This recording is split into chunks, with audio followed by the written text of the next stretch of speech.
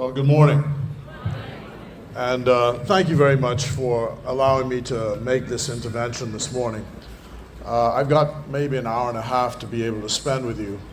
And I wanted to be sure that I came to all of the graduations in the Fox Hill constituency.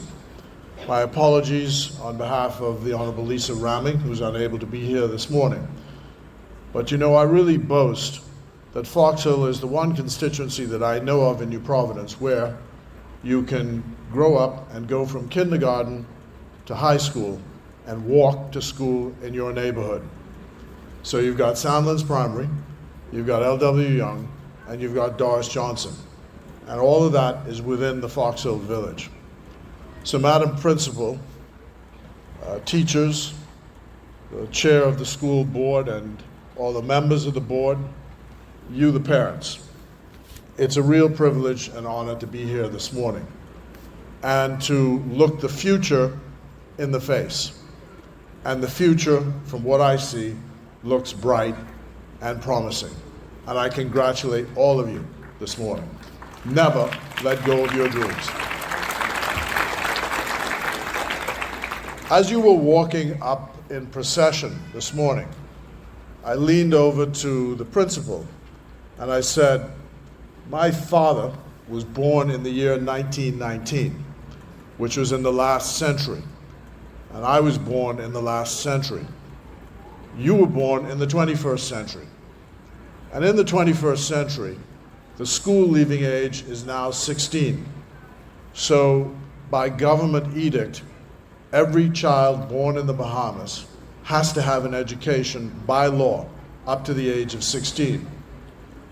But the age you are now was the age at which my father had to leave school. So when he reached 14, that was it for him.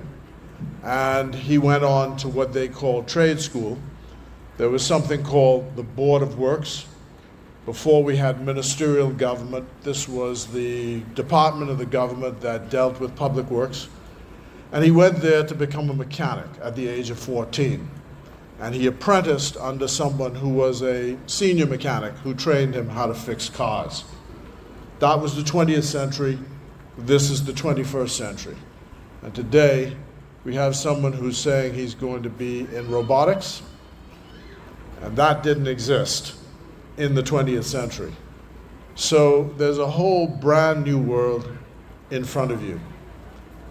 But the principles which your teachers have imparted to you are the same: to be of good character, to be people who can be depended upon, who dedicate themselves to God, country, and family. I tell the story many times during this graduation ceremony of a visit that took place at the government high school.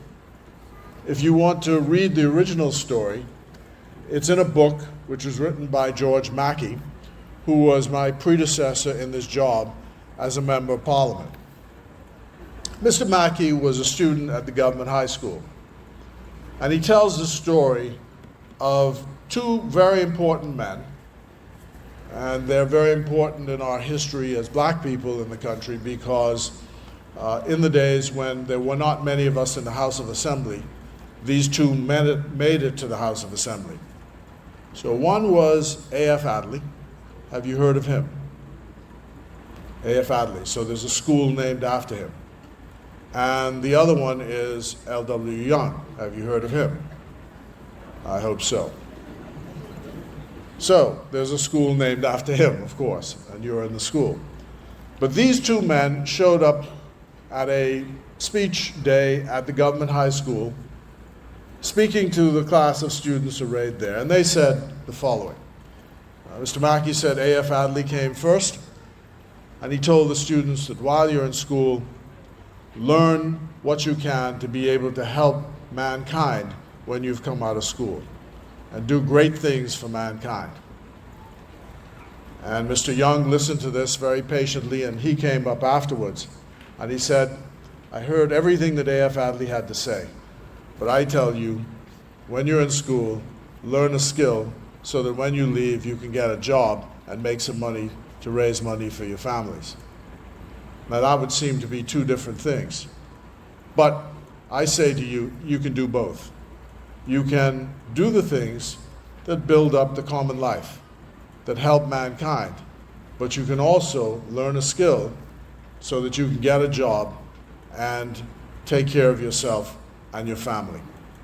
I commend that to you. I hope you remember this occasion. Yesterday I was recalling, I'd forgotten actually, that when I graduated from school in 1970, just down the street at St. Augustine's, that the two speakers who spoke to me, one was Lyndon Pindling. Do you know who that is? Heard of him? And the other is Loftus Rokham. And they were the speakers. I don't remember a word they said, but I know that I was very proud of the fact that the first Prime Minister of the country was actually there to speak to us. And he and I became fast friends following that one interaction that we had. It was an amazing opportunity. So my job today, as the next generation of leaders of our country, is to encourage you in your goals, to remember the little stories that were told to you today. As your principal has said, and as your teachers have encouraged you, never to give up on your dreams.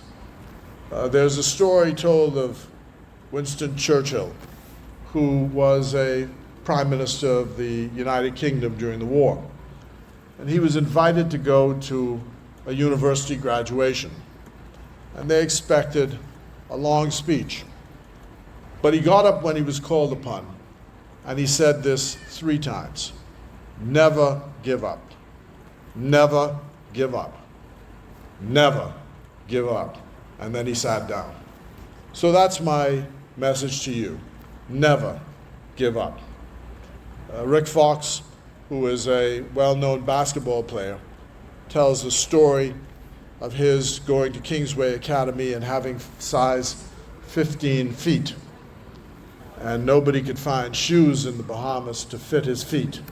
And the children used to laugh at him because of the size of his feet.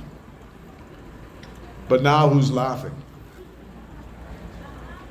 It's nothing that counts except the content of your character. So again, never give up. It's my privilege then to offer to you tokens of my congratulations to you. On this occasion, I'd like to offer to the valedictorian. Who's the valedictorian this morning? She's still changing. Okay. And to the head boy and head girl, a gift. If they'd come up now, I'd be happy to give that to you.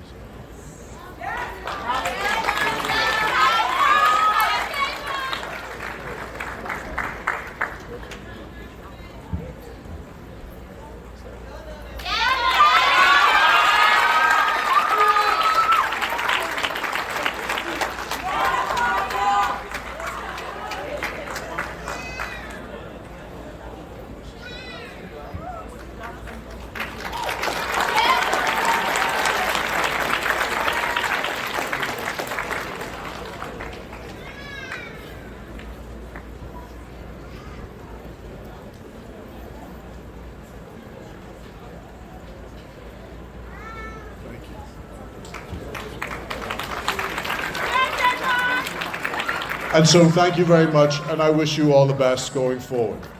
Bless you all.